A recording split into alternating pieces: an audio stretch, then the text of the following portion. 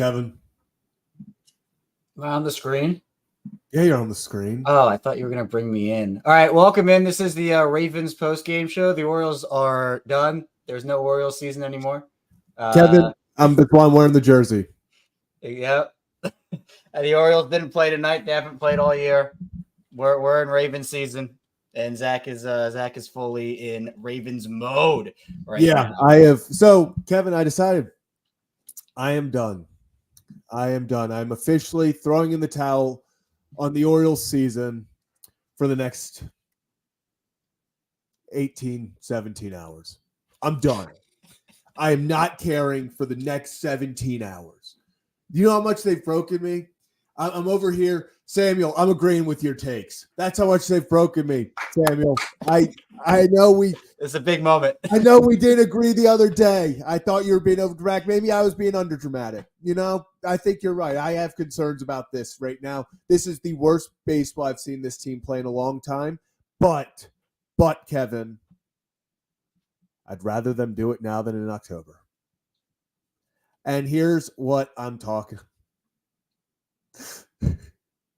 Please. That was that was the craziest offseason of my life. I don't need to relive that. Listen, and I was going to tweet about this earlier. I'm almost thankful. Samuel, I'm free. I appreciate it. We'll get through it together. I'm gonna be real. And I was gonna tweet about this.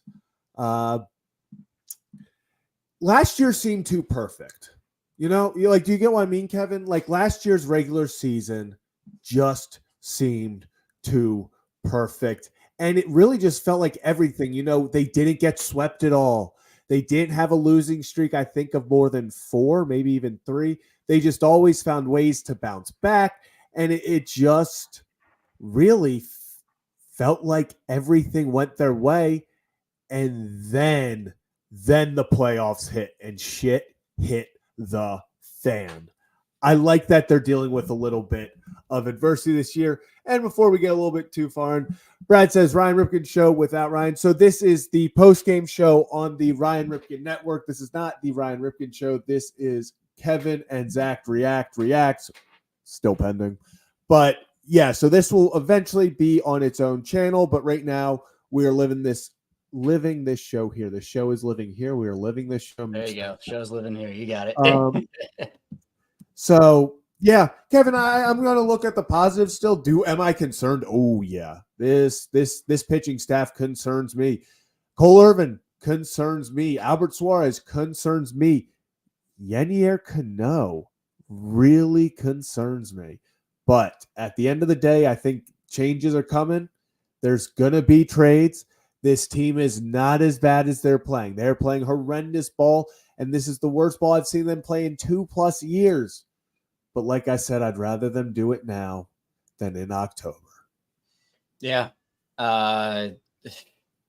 This team just can't figure out what they want right now or who they are right now. The offense puts up all these runs. The pitching staff can't get it together and they lose. The offense decides they don't want to score. Well, guess what? You get a gem from your starting pitcher and your bullpen. You still lose the game. What if I told you, Zach, the Orioles, you take that Friday game against the Astros, you take today against the Guardians, score 19 runs, and they go 0-2.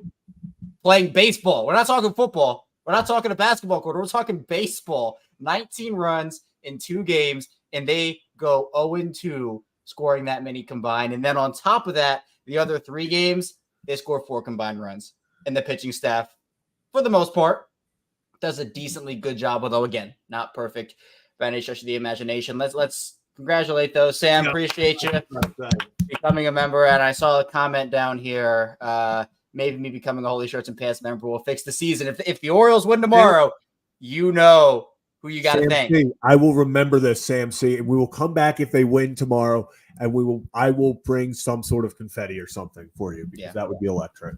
That'll be the prop. So appreciate everybody. Again, after losses, I know it's tough. I know Zach has been very vocal before saying sometimes the last thing he wants to do is come on this stream and talk about a loss because it's tough. And I get it. It's tough consuming content about your team when they're going through slumps like this. So to everybody who's in the chat, whether you're venting, spreading positivity, whatever you're doing, appreciate you tuning in to the show. Pocket Watch with a name. React. Kevin Reacts. We talked about this last night. There were a couple of names that were sent to me. I've had a few too. Exactly, Kevin. You got that one? Yeah, right. Which actually very clever. Very clever. And I do want to point out Pocket Watch again and smash that like button. Pocket Watch. Yeah. And I gotta, I will give him. I love Weed. I know he's a Guardians fan. He's been talking about it for a few weeks. I'll give it to you, man. Hell of a series so far. The Guardians are no joke. You guys have definitely earned these 2 wins. Even with the Orioles playing horrible baseball, they scored 8 runs and the Guardians still found a way to win. So I love Weed. Shout out to you. Do you? Shout out to him. I'm kidding. All right. Let's talk about the game for a little bit, even though, again, it's not necessarily something that was beautiful. Now, I'm going to start off. If you want a generalization of this game, this was the James McCann game. Yes. And usually when you say this was a blank player game, it's like, oh, legacy game, unbelievable performance. This was a James McCann game for literally every reason in the book. More bad than good. Yeah. But I will. It seems like with all these runs scored, James McCann was involved in like at least half of them, if not more. Yeah, and I love the way you put this. James McCann had main character syndrome. And I want to read off Spencer Schultz, Ravens for Dummies on Twitter. He put it perfectly. He said, so James McCann threw out 2 runners, hit a home run, 3 total RBIs. He was 3 for 3 at one point. Got gunned down at home and threw a ball away that led to 3 to 4 runs. And he said 10 to 7 of the runs involved in this game pretty much had something to do with James McCann. I don't even know where to start because it doesn't end. Where? Okay. I want to preface this with I am very slow. I am not a fast human being. You know, like if I'm on foot race, I'm probably losing.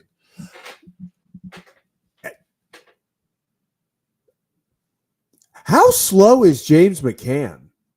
Because like that, okay, that double, that's one thing. Like hell of a relay throw. You know, they did it perfectly, even with the bobble. Don't know how James McCann was still thrown out.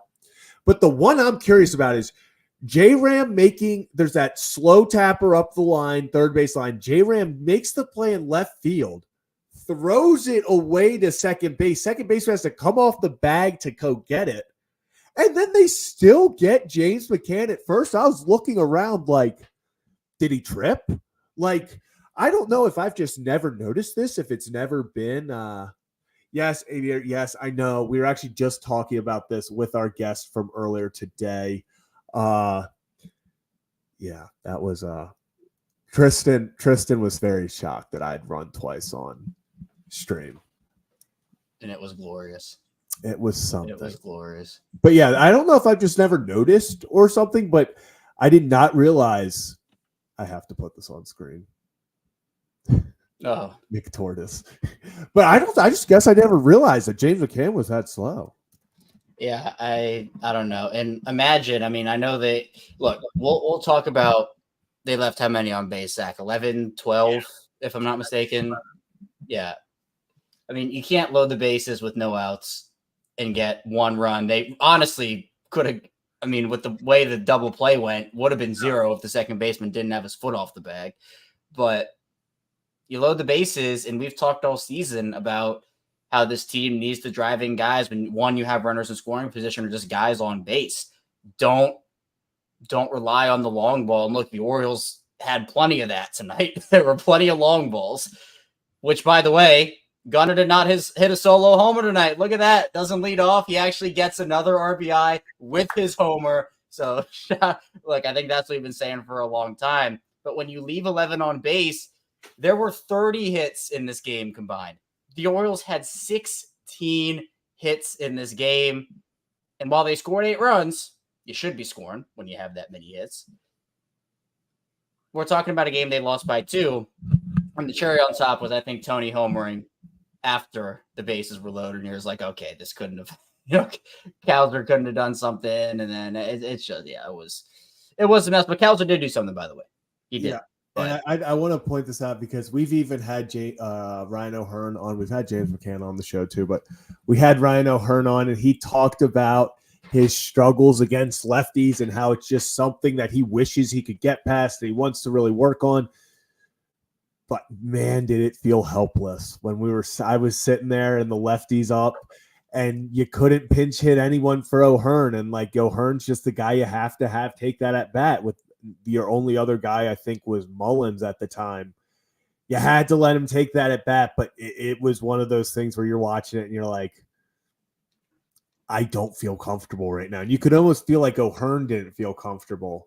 And I know a lot of people saying we jinxed it because we had a Guardian on today. For those who missed it, it will be coming out tomorrow, the entire thing. But we had Tristan McKenzie, Guardians starting pitcher, in studio. So that was a lot of fun. He's a really cool guy. So tall. He's so tall. He made me feel short.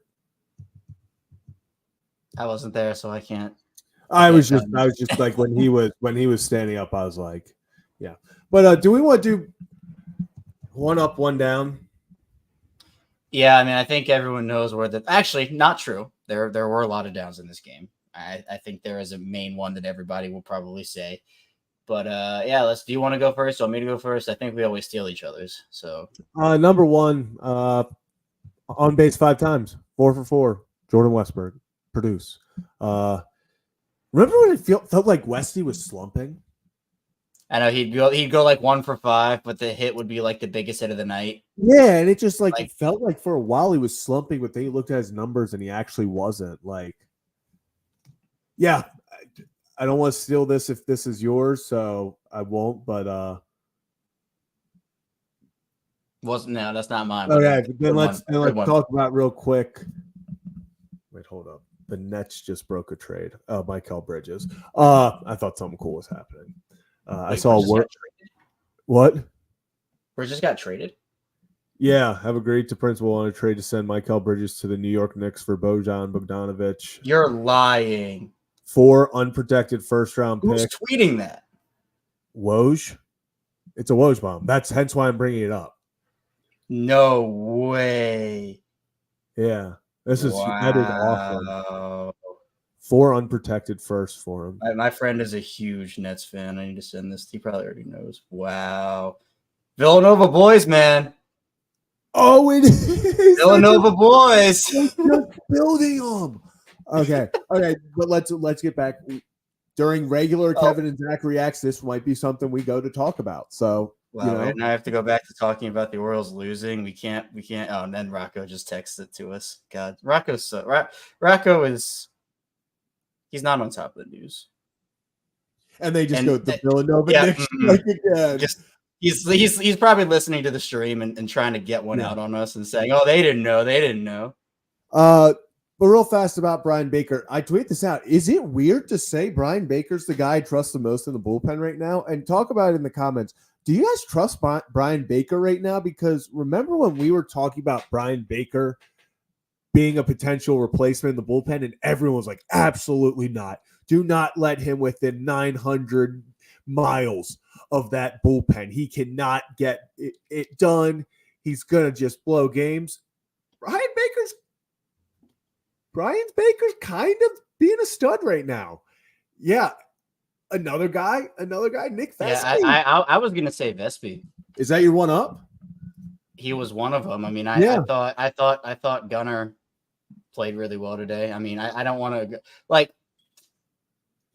I don't want to go with Gunnar every time because it feels like you can almost go with Gunnar every time. You literally can. But it makes sense. I think Vespi's been really good for them. Everybody's favorite Orioles, Nick Vespi and Brian Baker. Just coming through. Also, my friend just texted me back about that trade, and Adam Schefter just tweeted out the Villanova Knicks. He's watching the stream. He must be. He's watching the stream. I don't know what to say. Yeah, I can't read out what my Nets friend said to me, but he is not happy. Very, yeah. See, people want to hear us. If Casey is referring to the trade that we're taking credit for it. Woj might have tweeted it. We broke the trade. See, people want to hear us talk about NBA trades. See, that's what we're here for. Yeah. See, exactly. We're you have the Ravens jersey on. We're talking basketball. This is the wildest. The O's have lost 5 straight. We're breaking NBA news on the post-game shows. That's how you know we're down bad over here. We're talking about the Villanova Knicks. Oh, my God. Which, by the way, later in the show, I'm going to play that Devin Booker clip that I talked about. But after you guys left, I went on a rant. I went on a rant last night about expectations. And Devin Booker had a clip, which relates back to the Orioles. It's not just a random Devin Booker clip. But I'm gonna play it, and was on your favorite podcast, but JJ Redick is now. Wait, Judge just hit a grand slam. No, if they come back, they were down 9-2. I do have So Kevin, is it the 9th yet? Oh, it's just bottom 8. Okay. Kevin, can I tell you something? And this is between us. Okay, no one else is listening. What do you got? Yeah. So I have a dingers only league and grand slam so the only way you can score a point is if your player hits a home run, and grand slams are 4, and I do have Judge. So this is kind of best case scenario. If you traitor. And they lose, that's perfect scenario. I'm gunning for 4th place right now. And Judge, I can't lie, has been carrying my team. Oh, and Tyler, you better hope they don't win. I know. Better hope they don't win.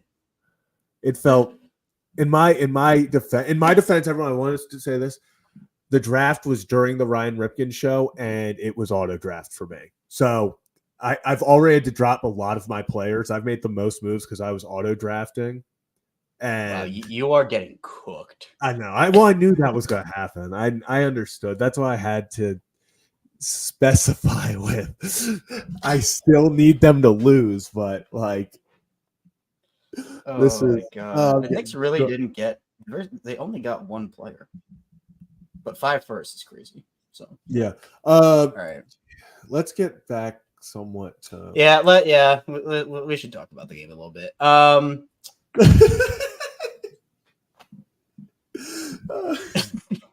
Honestly, it's probably a little low for being honest. Yeah. All right. Let's talk about the elephant in the room. Let's talk about Cole Irvin. Not great. 4 innings, 10 hits, 4 runs, and the 1 strikeout. Obviously, Baker comes in, he gives up just to hit in those 2 innings, which again, he came in, him and Vespi did a great job. But let's start with Irvin, then we'll move down to the bullpen. Irvin has been getting hit pretty hard all season. I mean, it's the same thing with Suarez, although it's a little bit different, obviously, but it's the same type of situation where people were saying, is this a Linsanity run for Cole Irvin? Is there going to be any type of regression throughout the season? And now we're seeing it at the worst the worst possible time would be October, but we're seeing it at a really bad time with both guys regressing pretty terribly right now, with Bradish done for the year, with Means done for the year. Kramer, I think, has 1 more rehab start. Now, he has been hit pretty hard in his 2 previous ones, if I'm not mistaken. But again, it probably depends on the person, how much stock you put into those rehab starts. It's tough right now. Baltimore's in a really bad spot pitching-wise. You have to have these guys step up if you want to compete, or you got to make a trade. And who knows I think it's a when, not if thing with a trade, Zach, but who knows when that trade is coming. And if they can only throw out Burns and Grayson and have those 2 guys is okay, we know what we're getting here, and then the rest of the guys are just wild cards, it's where do you go from there? Povich has looked good these past couple of starts. I mean, that's another bright spot in your rotation, but how much do you want to rely on a rookie here? I think that's playing with fire a little bit, even though I will give Povich credit. He's looked good over the last couple of starts. Yeah. So I want to ask you this question. We just did that again. I'm going to move. Okay. There you go. How much stock are you putting into Dean Kramer's return? Meaning, if Dean Kramer comes back and is pitching like Dean Kramer, now that's not a number one guy, but that's a guy that can damn well be a number 3, number 4 on a good team. Do you think that obviously that lessens the blow to this pitching staff, but are you still in full?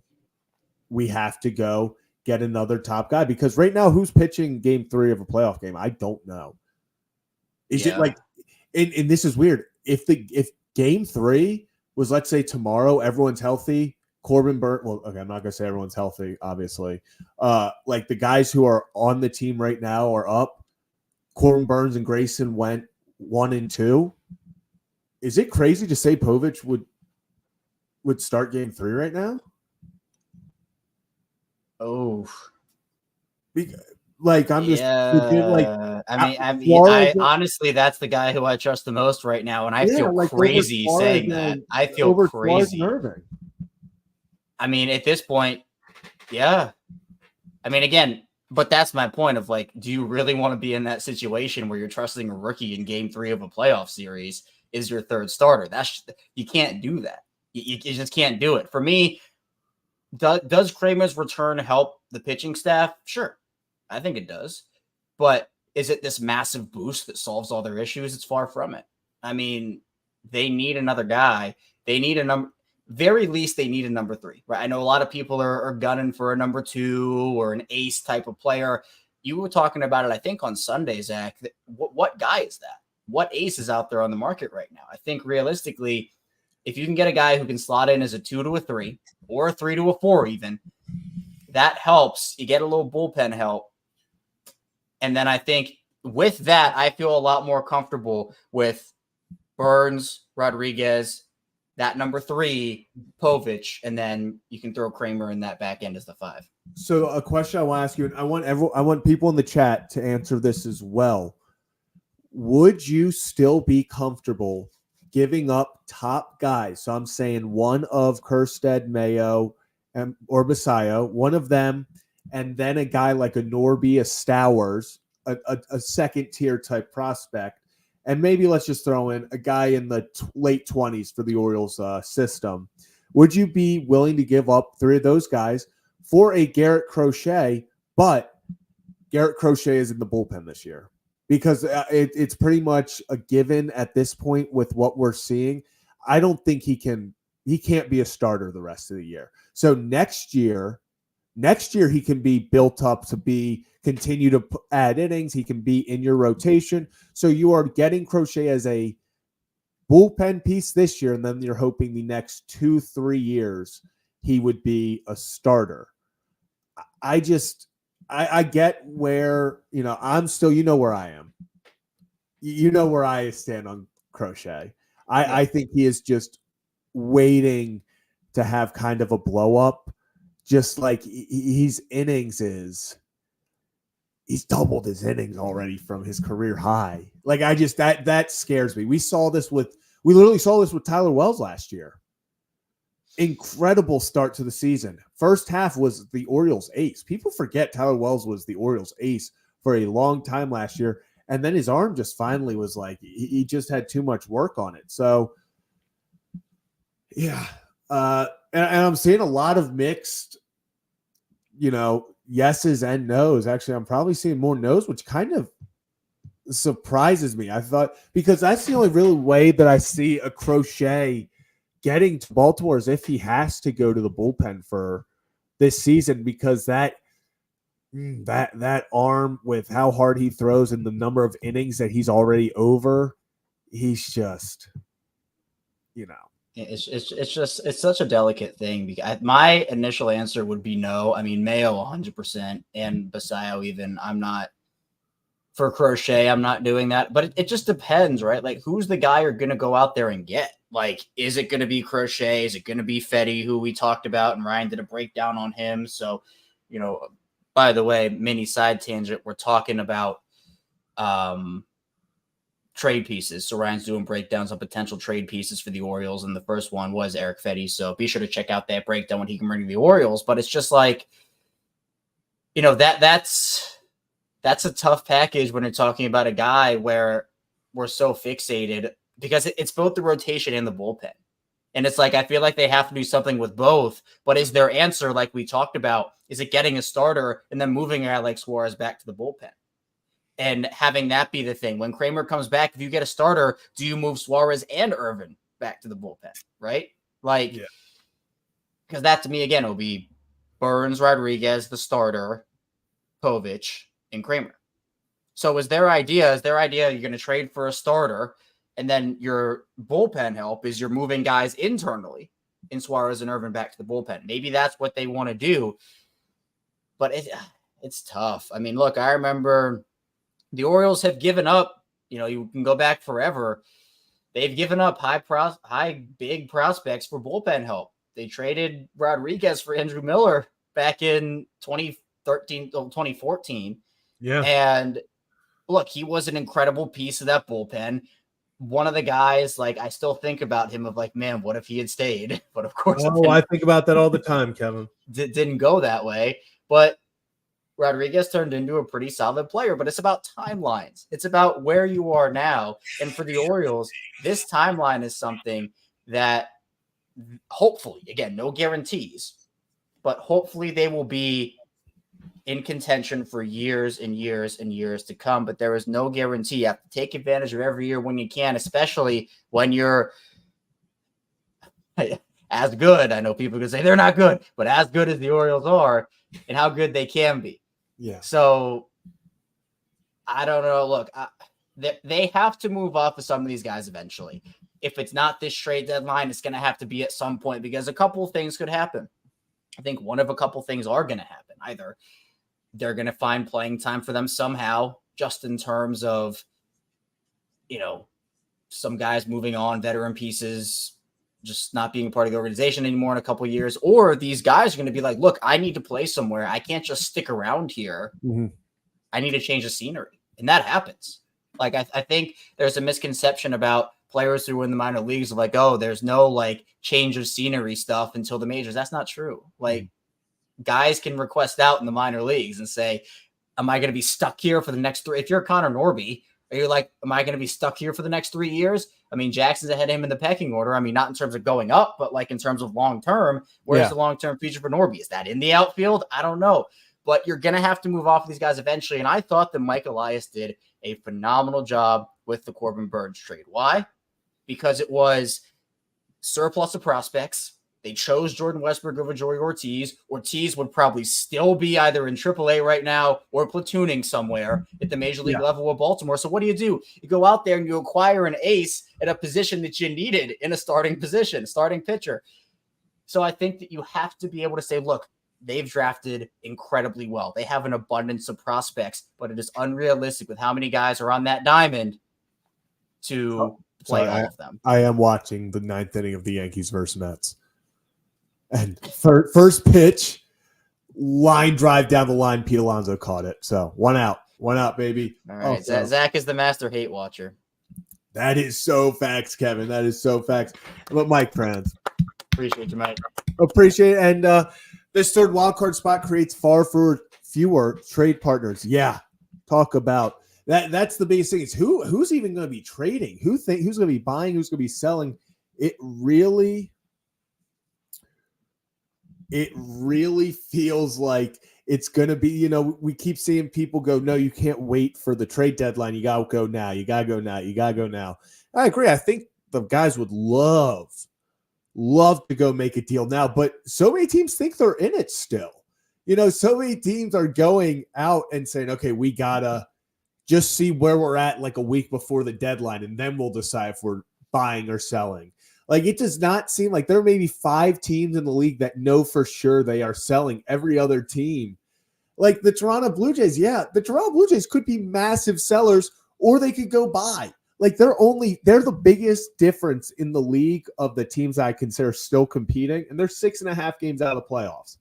If in the next month they get that down to 2.5, they have the talent to go for it. Yeah. Look at this. This is hate watching in action. Right now. Know. I love it. 2 outs in the Yankees game. God, this is exactly what I needed. The Zach Samuel redemption arc. This is what I know. This is the love story everyone needed with The O's, and maybe that's Samuel. Maybe us coming together is what's going to power them for their next big win streak. Yeah. Well, all right. While we wait on the conclusion of the Yankees game, I see some Mason Miller comments. So let's just talk about the bullpen because we're still on pitching. That's the other part of this. Brian Baker again goes 2 innings, gives up the 1 hit. Vespi goes a scoreless, hitless inning.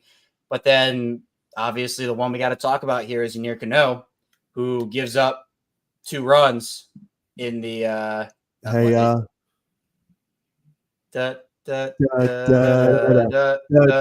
Yankees lose. Yankees lose. What a day, baby. What a day. There we go. World Series is so back on, baby. World Series is so Take back off the Ravens jersey. Orioles season is back. So back. The O's are so back, baby. God, all it takes is a nice Yankees loss to reunite this fan base and get the vibes back, man. What a time. You know what's so funny though is I put out a tweet about earlier, and I'm seeing all these Yankee fans coming into like the Orioles fans comments, and they just straight up. I'm now partially on Yankees Twitter thanks to Ryan Garcia because I followed him. They are literally every Yankees fan is just sitting on Twitter right now saying, "Thank God the Orioles are losing because we are so bad at baseball." Like both teams are seeing the only joy they're getting is hate watching the other team lose. And like I've seen Yankees accounts tweet out, actually a big one just tweeted out an hour ago. He was like, the Orioles would win 110 games if they were healthy. We are so freaking lucky. Like other teams know we're a juggernaut, and that's what pisses me off about these losing streaks is because we know we can be that damn good. And that's why they got to go make a trade. That's why they got to go make a trade. But I am so,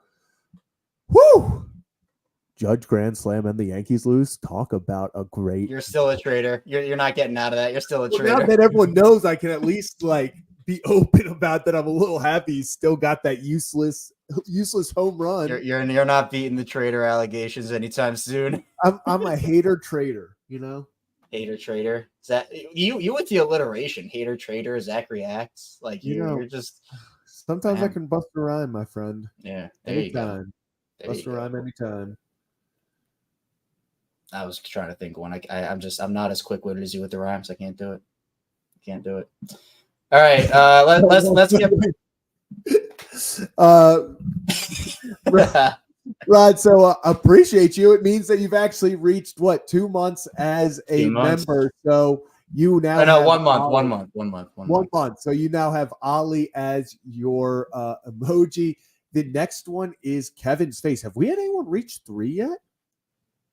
No, it's actually it jumps. It goes from 2 to 6 to a year to 2 years to 3 years to 4 years. Which that 4th year emoji, I'm not going to tell anybody what it is, but in 4 years, 2028, we're going to be looking back. That's going to be crazy. And that will be the big reveal of what the 4-year membership emoji will be. So that's crazy. And when we see that, I'm going to feel so old. I'm going to be 28. Should I I'm going to be 45. No, I'm kidding. Kevin's going to be 63 in 4 years. Exactly. Surprise. Yeah. All right. Should we get back into Cano again? An inning gives up the 2 runs, 3 hits. Look, this is not the Cano that we saw in the first half last season. It's unfortunately far from it. It feels like it's just about trust, right, Zach? I mean, we talked about how we trust Brian Baker right now. Somehow a weird phrase that I don't think anybody thought we'd be saying right now. Vespi the same way. But outside of those 2 guys, it's like, who do you trust in the Orioles bullpen? Cano's a guy that you could trust the first half last year. But it's not going that way for him right now. And he's part of the reason why this bullpen has been pretty inconsistent this year. I'm concerned about Cano. And I get concerned mostly because he's given up fly balls and home runs. Yennier Cano, I understand, I think he gave up the 1 single through the hole, ground ball up the hole. Yeah, Like those you get, because he's a ground ball pitcher. When Cano's on his game, he strikes you out and gets you to ground out. That's why he's so important when the Orioles need a big double play with one out and, guys on the corners, whatever the situation may be. That's what he's there for, to get you that double play. If he's starting to give up long fly balls, doubles in the gap, that's where I start to truly get concerned. Kevin, what is your face? What are you reacting to? Woj just dropped like another huge Woj bomb, not like a move that happened, but for no reason. He was like, oh, streak against the Rockets have been about Kevin Durant. They're going to keep the picks to be aggressive. And I'm just like, wait, when were the Rockets interested in Durant? And why would the Suns trade Durant? Well, it's just like there's no preface for this. Yeah. Okay. Wow. What? Yeah, apparently the Rockets want to trade for Kevin Durant. So I don't know. But yeah, not great. So wait, so like the Suns are just saying like, no, we're not trading Kevin Durant, and the Rockets are like, we really want to trade for Kevin Durant, and the Suns like, no, we're good. Oh no, apparently the Rockets do, but now they don't. And then Phoenix is like, yeah, we don't want to trade him anyway, LOL. And I'm just like, okay. Yeah. So NBA draft tomorrow, by the way. Yeah, no, I'm actually really hyped for that. Remember last year the whole Scoot Henderson crap with that was Shams, crazy. With Shams, where he announced that they were going to take Scoot at number 2, and then everyone put money on it, and then he didn't, and it like swayed it. Yeah, that was crazy. Another guy I want to get into, James McCann, mostly because I want to talk about Adley and a lot of stuff about with Adley Rutschman not catching a lot. Let's just call it what it is. He's not catching a lot. And James McCann's not necessarily the guy. Obviously, I say this after he had the weirdest game of all time. He's not a guy I necessarily want to be starting 4 out of 7 games a week if we're going to be having Adley DH, games and then take days off. It just feels like, I understand the no rest. They want to maybe just get Adley to the All-Star break, and then they'll have him start catching more when off days are more readily available. But it does just feel weird that it feels like you're almost every other day you're due to see McCann in a lineup. So that's one that kind of is I'm keeping an eye on, if I'm being honest. We'll see what ends up happening there. I've seen some people say, is Adley hurt and not telling anyone? If he is, I wish I could be as athletic as Adley is athletic when he's hurt, because he just went 5 for 5 2 days ago. So like, I don't think obviously it's not, hurting him, but it is interesting. Are you have a what? So there was another huge Woj bomb that happened 15 minutes ago. I didn't even see it. The Nets are trading all of the Suns picks to Houston. That's why this is all happening. So the Nets are getting their own firsts back, or their own first pick back. So the Nets and Rockets made the deal for Harden, right? Yeah. So the Nets traded their pick, and that's going to be awful. They're getting their own pick back for one of the Suns picks. And then the Rockets are also getting another first-round pick for another Suns pick. And now the Rockets want to use the Suns picks to trade for Kevin Durant, but the Suns are like, no, we want to run it back. And then the Rockets are like, okay, fine, we're going to go and try to trade the Suns picks for someone else. Okay, wait. Now he just dropped another one. Houston relinquishes its rights to swap a Houston OKC first-round pick for Brooklyn's 2025 first-round pick. The Nets control their own pick. I guess they're going to. This is crazy. Okay, let's get back to baseball real fast. Let's get back to baseball. We keep jumping. Sorry, everyone. We are just Yankees lost in New York. What a weird night in New York. Yankees lose to the Mets, then Nets and Knicks make a massive trade. Yeah, I don't know, dude. Yeah. All right. Also, I do want to talk about this. Why are we pitching to Jose Ramirez? The answer is they shouldn't be. With second on that 3-run home run, second and third, 2 outs. I see Orioles Birdwatcher. He's nothing. Yeah. Yeah, I would have walked J-Ram there. I just said there's one guy I would not let beat me, and it's Jose Ramirez. So But that's in any sport, right? Don't let the star player beat you. It's Yeah. like with Gunnar. Why are you pitching to Gunnar when you know he's the guy? And obviously the Orioles, their lineup is unreal, but like why would you pitch to Gunnar if you know he has 25 now on the season? Like, yeah, why would you pitch to him? It's the same thing. Like, why would you pitch to Jose Ramirez? Like, obviously you have to in some sense, right? But like, well, I mean, like obviously, like the first inning when he hits at 116, like you're pitching to him, man. Like it's no one on base. That's gonna.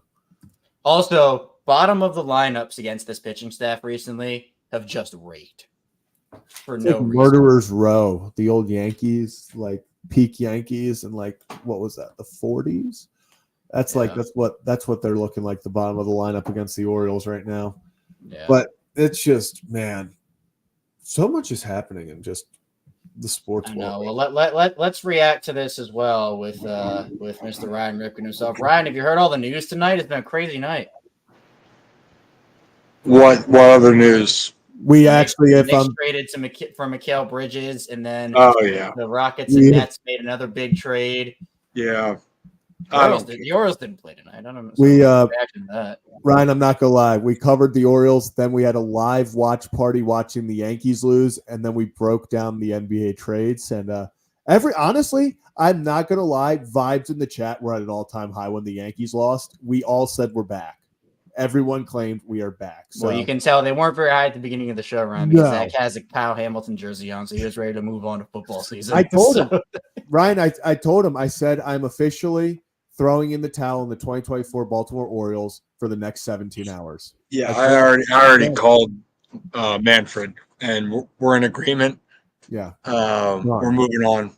It's a great year, but time to go. Time to just send it in. Also, I do care about the NBA moves, Kevin. I still don't understand why some teams are like, hey, let's just trade away 4 picks for a player that we're going to trade 3 more picks for a different time. Like, I love Kevin Durant, side note, but like, yeah, I don't get it. I don't understand all the picks. Don't the Lakers not have a first-round pick for like another 30 years? Yeah, like there's a rule in place in the NBA where you can't trade consecutive first-round picks, so you have to have whenever. So you can't just like stack 10 picks on top of each other and trade for a guy. It has to be every other year. It's ridiculous. It's ridiculous. Yeah. So what do we want to talk about? What's up? Honestly, I feel like everyone's kind of like the mood has gotten so much better over the course of this. Well, we can talk a little bit about like just the like what is it with Ryan? The Orioles will score a ton of runs with offense, and the pitching staff can't get us together for a good game.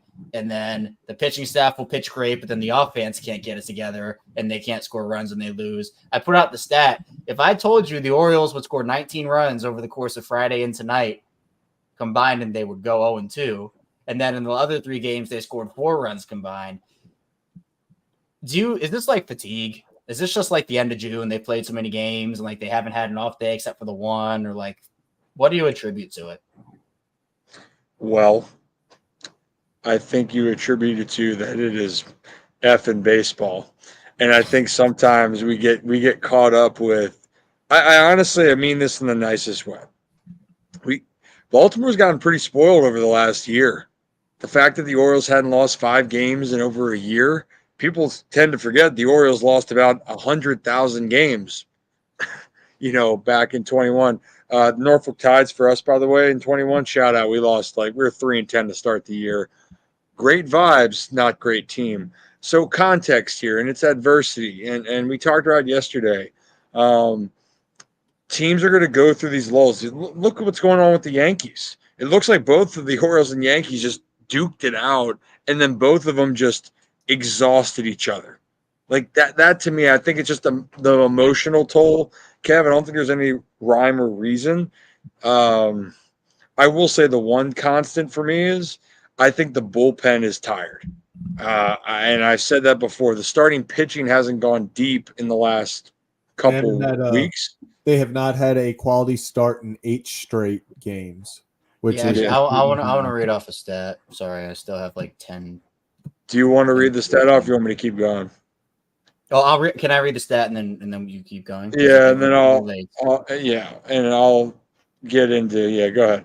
Yeah, it says shout out to Jacob Calvin-Meyer for this one. But the Orioles rotation over the past 8 starts, 39 and 2/3 innings, 53 hits, 36 runs, 32 earned runs, 18 walks, and 28 strikeouts, 7.26 ERA, and 1.789 WHIP with under 5 innings pitched per start. So the rotation was great up until these last week and a half or so for the most part, but hasn't been their last couple of weeks here. Yeah, I mean it's been a rough rotation start. I mean, that's just the nature of the beast, right? And it's no secret that the Orioles are going to go out and get starting. I think they're going to go after multiple pitchers, plural. And that's why I'm just not going to sit here and over stress, right? Because I do think that, and I think also, well, we should probably have we should probably have an extensive Ryan Ripken show talk about this. I see some people that didn't like that I talked about, like bringing in Eric Fetty. I'm not saying that Eric Fetty wouldn't be. What? Fetty is that people don't understand. Fetty, and this is why they have to watch your breakdown, because people will just look at Eric Fetty's numbers, statistics over the past few years, and they're going, oh, this is such an outlier year. He's going to fall back to what he is. And they don't understand that he got rid of his worst pitch, is improving his changeup. He's getting more break on balls, and now added the sweeper. He's getting outs left and right with it. And he's completely changed how he is as a pitcher. So this is people looking at 2022, 2023 Eric Fetty stats, thinking that's who they're getting. This is a different Eric Fetty, a completely different pitcher. Yeah, and so it's a resurgence, and pitchers can find it later on in their career. That there's a reason why. Look at some of these starters that are still pitching today. It's you figure it out, and for Fetty, he's starting to figure it out. But it's not the only move the Orioles are going to make, because they need more depth. Your depth's depleted, and that's just the reality. But I mean, look, Dean Kramer. If Dean didn't, get shelled in the first inning in the rehab start, he's coming back up. That's not a worry, by the way. He just needs to get his pitches up. But so say you got Dean, Corbin, Grayson. Yeah, I like Cole and Albert, but again, the Orioles, this isn't sugarcoating. They are going to go out and look for pitching because they need to have extra pitchers moving forward. That's just the way it's going to be. But you're right, the market's so strange right now. And how much is it going to cost? And the next breakdown, I guess, guys, I should look at what would Garrett Crochet cost? Why would he be a good target? What are some risks that can go along with that? This is a trade deadline so far, at least in this moment, that is so unknown. I truly unknown. There's only 5 teams that are out of it. Truly. And 5. We were just talking about this, and I'll ask you the same question I asked Kevin. Would you be willing to give up what it will most likely give up for Garrett Crochet? You're probably giving up one of Mayo, Kerstead, Basayo, and then another mid-tier guy. I would say I can't hear you now, Zach. Oh, I can hear you. It's probably on me. Can you hear me? Can you hear me? Yeah, we can hear you. Yeah. Yeah, I can't hear shit. I'll be back. This was probably happening the whole time, but he just ignores what we say anyway. And then he just didn't even know we were talking. Oh, man. So while we wait for him to get back, any other NBA news? No. Mikal Bridges is on my friend's hate list because apparently he forced his way out is what happened. Dude, doesn't he play every single game, though? Yep. Mm-hmm. All right. Okay, so Ryan, can you hear us? I am. Yeah, I can hear you.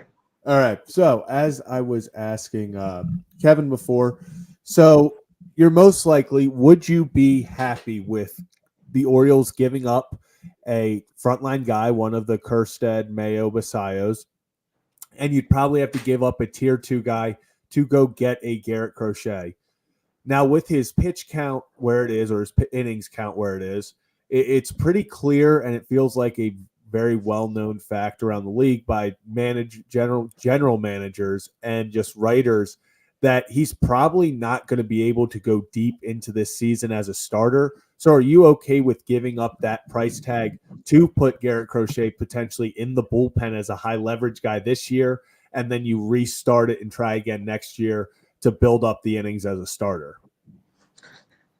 I like Crochet's upside, like his talent. It's a hard one to fix. Like, it's a hard one to fix. Yeah. It's a hard one for me to get fixated on because, how desperate do you want to be and how set are you on him? Team control, it's going to cost some. You have to be really set in stone. If that's just for me, I have to, and I'll be honest, like I need to, when I do the breakdown, I will dive in and give a full assessment of being like, hey, this is my opinion on it. I don't want to speak too soon. So yeah, which sheets are we talking about? Are we talking about the Fighting Gavin sheets? Yeah, I'm assuming Yeah. it's the Fighting Gavin sheets. Crochet Gavin Sheets package. Bring them home. Could you, Ryan, what do you think the text you would receive would be like if all of a sudden it's like Garrett Crochet packaged with Gavin Sheets too? That would be, I feel like if we were in studio, Ryan would start running around the studio. Yeah. Oh, it would be a very interesting conversation. But yeah, I don't think, unfortunately for Gavin, I don't think that's in the cards for the Orioles. It's just there's so many different ways you can kind of go with this, but I just, like I said, I need to like really look at like what a comp's going to be. And here's the other part: is that the desperation part. How desperate do you want to be to give up a guy when the price is going to be higher? So say so many teams are in, the White Sox are going to really want somebody that they're going to want such a compelling offer. They're not going to make a move. So that's just where I am. And Maddox, I saw the comments about starting pitching for the playoffs. Again, I am not even thinking playoffs. Like, I'm not even thinking about that right now because it just things can change. Things change so drastically.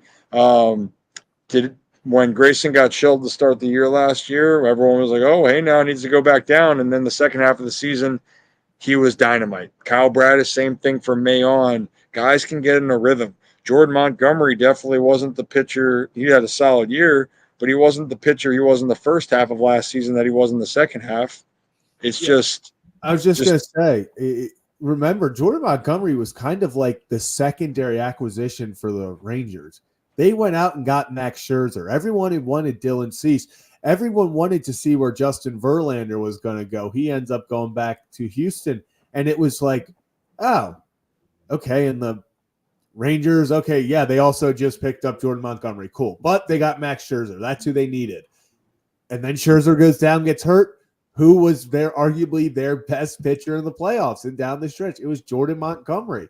So you look at the guys like the Eric Fetties, the Jack Flahertys, the more middle of the road for the deadline where it's not going to cost you the farm. It's not that big headline guy that everyone wants.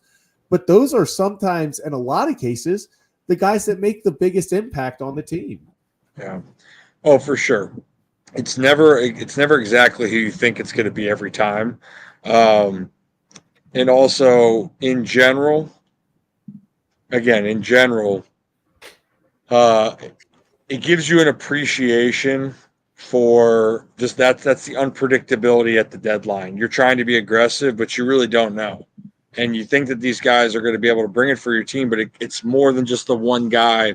The Orioles collectively are going to have to be playing well. I'm not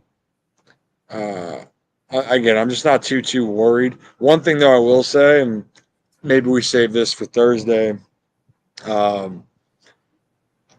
think you realize why Corbin Burns being extended, why that is actually, in my mind, way more prioritized than people probably understand. Mm-hmm.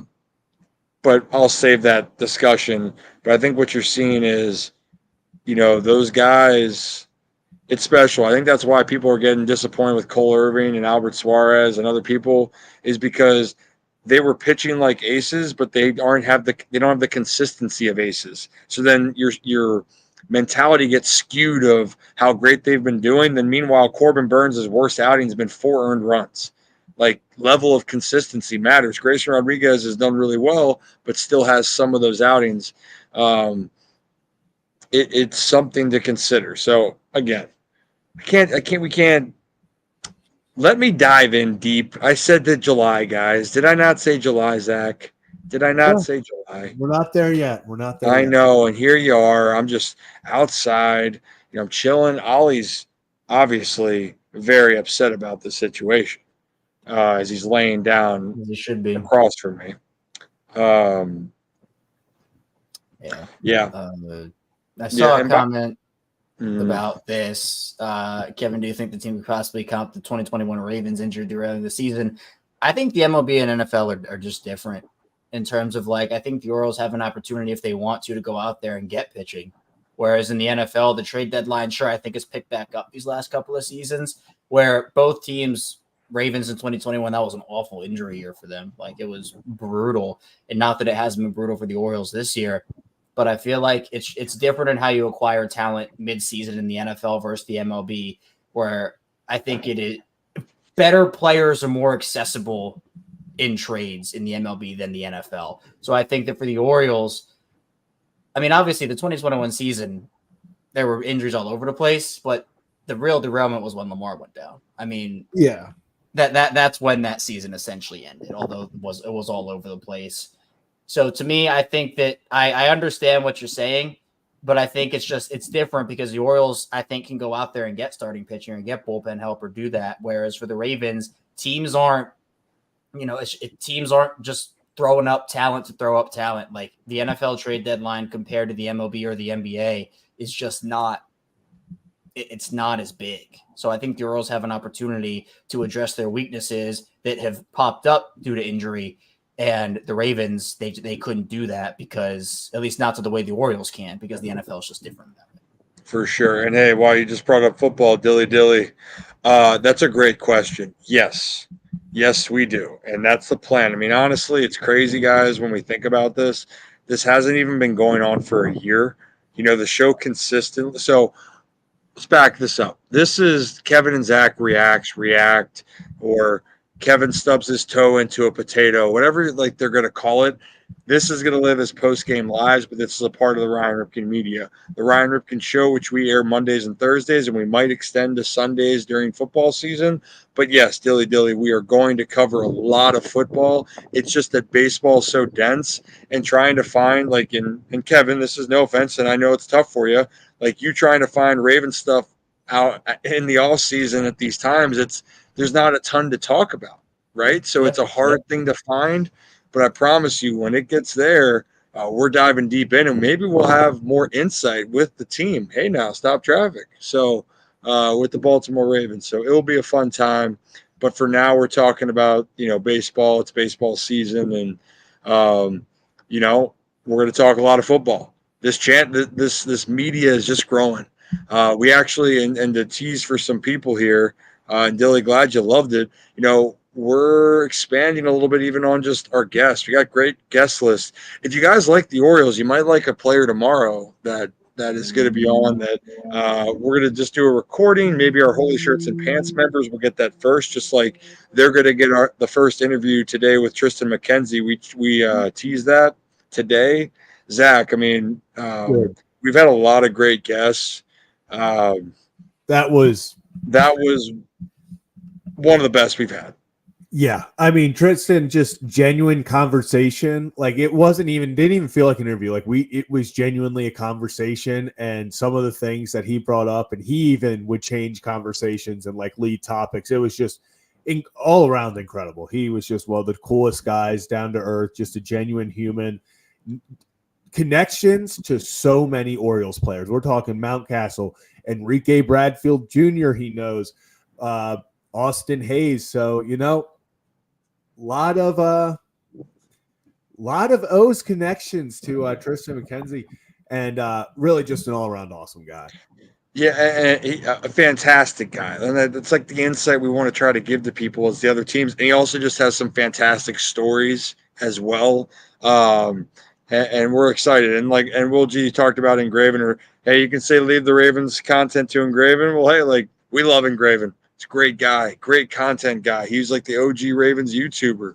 Hell yeah, but we're going to keep doing our thing. And I have a very good feeling we're going to be doing some things with him too. So, we will. It's all love, man. It's all love. But let's just, while I'm here, I'm going to tease a clip of just of what we're going to put on Instagram, I think tomorrow. Is that okay, Zach? Should I do that? Yeah, I think let's tease it. Let me find it. Kevin, are you okay? Yeah, man, I'm good. Let's do it. Do you want a hug? No, I'm Not good. yet. Okay. Cool. All right. Here's Tristan McKenzie, and we will share this with our Holy Shirts and Pants members coming up. McKenzie here, player for the Cleveland Guardians, drafted in 2015, right-handed pitcher. Let's talk about that for 1 second. Everything crap here is amazing. Can someone beat the Yankees? They're doing well against the Central. Can you change that? We're working on it. Okay, that's all we needed to know. Guards. Can we get that up? We're working. We're working. We're working on it. We'll see him again soon. Are you a Kelly Clarkson enthusiast? Say enthusiast, but she's definitely got some bangers. She got some bangers. You got to sing along. You didn't really hear him when he said take the mic. I heard him when he was on the mic saying Cleveland. Yep. That was electric. That was getting the boys going. Well, what am I doing wrong? It's not necessarily anything that you're doing wrong. It's just that these guys are good. So there's the example that, like, we cut into a lot of, like, when I say we talked about a ton, Zach, we talked about a ton. A ton. And a ton of baseball. Like, a ton of baseball, but also just you get a great sense of who he is, what he's gone through. And then also, if you just like messing around and hearing some fun stories and content, it was pretty dynamite. It was pretty dynamite. Yeah, and even like I wish honestly we could have had it recording, everything, because even when he was walking in the room, he talked to me and Ryan, and it's so funny hearing other players from around the league. And this is a guy on right now the number one team in the AL, and he was talking to me and Ryan, and he started rattling off names of Orioles prospects and guys they have right now, and he just kept saying, he's like, this team is going to be so effing good. He was like, I don't think people understand how good this team is truly going to be and just how dominant they can be. So, oh yeah. I mean, it was cool. And the context of the stories, guys that he's gone against, even just like hearing how it came up, and also just a reminder how hard MLB baseball is, how hard it is to stay, how hard it is to maintain excellence. And then obviously, sorry, Kevin, spoiler alert, we talked about your height. Yeah, Ryan, I'm not going to lie. Kevin, you did catch a strike. Well, if I was there in person, I could have caught a stray in person. So you would have caught a stray either way. Yeah. Well, I think it would have been funnier in person. But you should. Well, we could have done a side-by-side picture. It would have been electric. We did actually tell him that you weren't taller than the sign, and he was. Yeah. Well, that is a lie. First of all, I reached the command hooks. Kevin, he actually weird. That's why I said side-by-side picture would have been so electric if it had been me and him side by side. I genuinely think you would have come up to like. I'm trying to think. I feel like he definitely is taller in cleats. I don't know. Yeah. He seemed closer to 6'6" than 6'7", but yeah, he's about 6. He says he's 6'5". I think he's more like 6'6". He has extremely long arms. It feels like, because I faced him, it feels like when he extends his arm, it almost feels like the ball's already on you. Now he's had a lot of arm issues and all of that and whatnot. But we did tell him, Kevin, and when we get our Winnebago to Tijuana to go see Mickey Janis, we will go to Cleveland. Yeah, we're all going to Cleveland on our way back. Yep. And while you can, if you have some baseball questions, I'm gonna get some good dopamine right here. I'm gonna grab my dog. I'm gonna grab the pup. Ollie, come here. Let's talk about this real quick. And Rip, you can comment on this when you get a chance. Just the lineup overall recently, like Kevin, we've talked about this so many times. Like you love having Gunnar lead off because like, oh, it's Gunnar leading off. Like he hits all those leadoff homers. It feels like every game he's starting with the O's up 1-0. But then you're also like, I would really like Gunnar Henderson to be up with guys on base. And like tonight, he gets the 2-run home run. Who do you want to see lead? If we all had a chance, I'll have everyone choose. Who do you think is the ideal leadoff first player for the Orioles right now? I'd like to see Westberg. I think. I mean, I'm so torn. I mean, Gunnar just feels. It feels like Gunner's comfortable in the leadoff spot, but I think you just have to maximize who he is in the lineup. Like I have no problem with him hitting leadoff if that's where he feels comfortable. That's awesome, but you would rather him again. Like tonight, he was able to get the extra run in on his homer, so I don't know. It honestly, what's probably going to end up happening is it's probably going to fluctuate. Which I think is probably the answer. Like they're going to lead him off some games, put him 3, put him 4. I think Adley's pretty cemented in that 2 spot. So like, or 3. I mean, again, they can go so many different ways with this lineup, but I like Gunnar batting 3 or 4. I'll say put Westberg in a leadoff spot. So I want Westberg to lead off, but then I also think about the fact that he is so good with runners in scoring position. Yeah, like it's just tough all the way around. It does. It's such like, man, part of me wants Adley, but like Adley fits the 2 holes. Like that's just seems like the perfect spot for Adley in the 2 hole. Like I just maybe a Westberg, Adley, Gunnar, then Mountcastle's heaven. I mean, he's just hot right now, but yeah, I'd put him 4. Yeah, like that's just it's weird. How has this team lost 5 straight? I'm naming like 7 guys that need to be in the top 3. Baseball, baby, baseball. I like Gunnar in the leadoff. I like Gunnar in the leadoff, especially when the bottom of the order can turn it over well, which they've been doing. Mm-hmm. Give Gunnar that lead off. He can get on base. He's got the wheels. I like versus. I mean, honestly, quite frankly, I don't mind Mountie in the 2 hole, but I think Adley's settled in there. I like it. I like Gunnar and Adley. That's the 2. I like Westberg in the middle of the lineup just because if he's anywhere in that 5 to 7 range, it just seems like he's coming up with an opportunity. You know, 4th on the team in RBIs. You know, it's a good spot for him. It's a very good spot. And okay, this is. I feel like I always want to say this. You can't do it, but like he's always if Mateo just had slightly better of an eye. Like he's unfortunately, he's the perfect 9 hitter to go in front of a Gunnar at 1. But it's one of those things where you look at his speed and you're like, man, why can't you be a 280 hitter so we could put you on first and up first in front of Gunnar? But yeah, Jorge Mateo is the perfect 9 spot guy.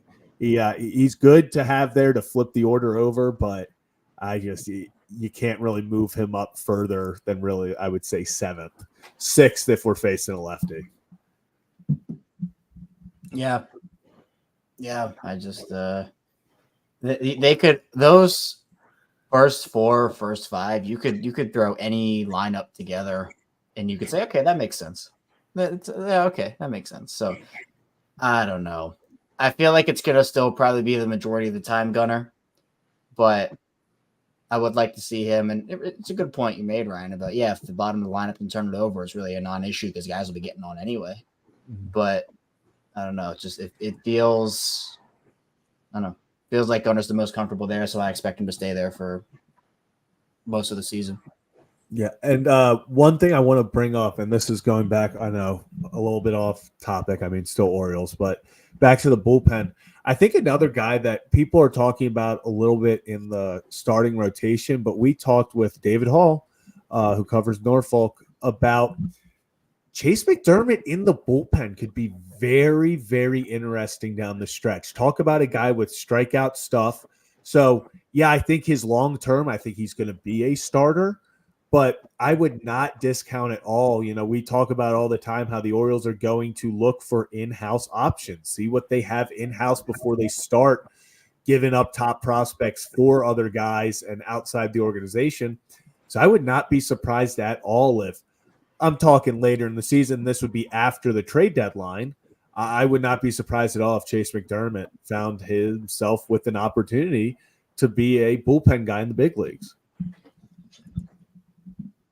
Yeah. Ryan, you got anything on that? If people are wondering if you're a part of the channel members, the dog photo is this guy.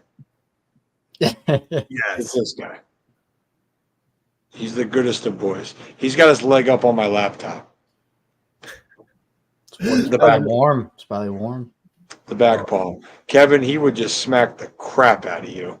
He has already. I don't have to imagine. I know. Ali and I have beef. And Ali has destroyed me in that beef. Good. So. Good. That's my boy. Yeah. All right. So we've been gone for an hour and 15. Any final thoughts? Last minute vibes. I'm just going to keep saying the Yankees lose. You know, Yankees lost. If you would have told me after the Orioles took 2 of 3 from New York, if you would have looked me in the eyes and go, the Orioles are going to lose 5 straight, I would have been like, well, we are going to be like 5 games out of first, but they're just 2. Like, if you were going to have a horrible stretch, you might as well make it while the Yankees are playing awful ball. And I know people say this is the chance to make up ground. Yeah, but it's also still June 25th. You just got to keep it close. We've seen how the Orioles play against the Yankees head-to-head.